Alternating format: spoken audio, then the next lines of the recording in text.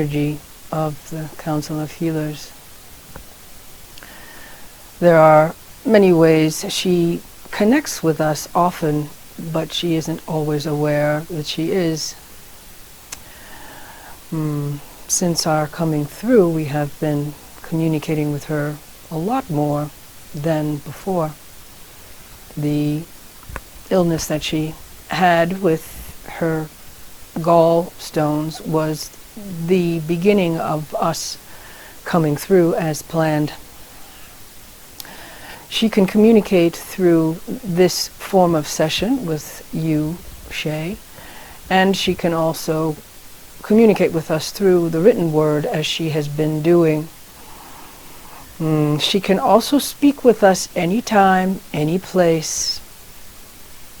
All she must do is connect, like she is doing right now, for we are always there, we are always with her, always willing to receive her questions and guide her with the possibilities. For sometimes there is not just one answer, but there are many. How are some of the other ways that you're connecting with her that she may not be aware of? We communicate with her in the morning, just as she wakes up. That's a good time. And when she finishes her meditation, and also often during her meditation, as well as when she is about to fall asleep. And the other ways are when she is focused in something deeply, trance-like states, like when she is walking, when she is deep in thought, when she is singing. In her music, we are there strongly. During her meditations, we communicate through her often. During her meditations, if she will allow us to come forth more energetically, then we will be there more for her. She must just choose it. Okay. She can. How does she call you forth more energetically? How does she do that? What would be better? She can ask a question. She knows the power of the question. And trust that we are there. Tune into the vibration of the Council of Healers, and she will tune in.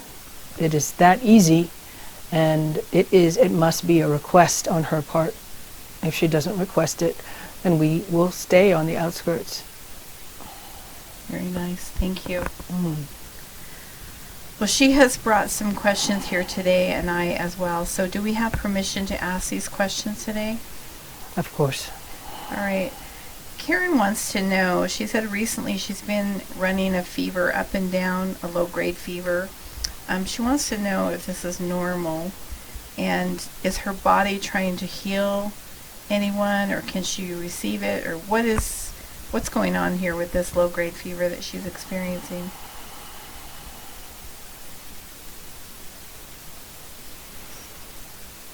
There are many levels to this. She is accurate in her perceptions.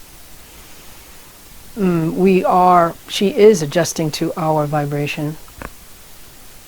So there are what many would call fatigue, and the fatigue is creating a little fever. She is plugging into many that she loves right now, who are going through some physical changes, and she wants to help, and she can do that through us if she would use us instead of trying to do it all on her own. So is the best way for her to go into meditation, call upon you, and then ask for the healing to help heal those around her? If they are willing to receive it, she must have permission to do the kind of healing that she would like to do at times, and you cannot help those who are not willing to receive it. So She must ask first and see what they are willing to receive, and then she can connect and fulfill some of her desire to assist. People are on their paths. They have their choices. They have their missions. They have things that they need to go through, and you cannot always make the path smooth. They have to go through what they have to go through. But she can be, let's say, contribute an energy of greater ease, perhaps. Okay. And then, does she need to ask them in the physical form, or can she call upon their higher self and ask in that way?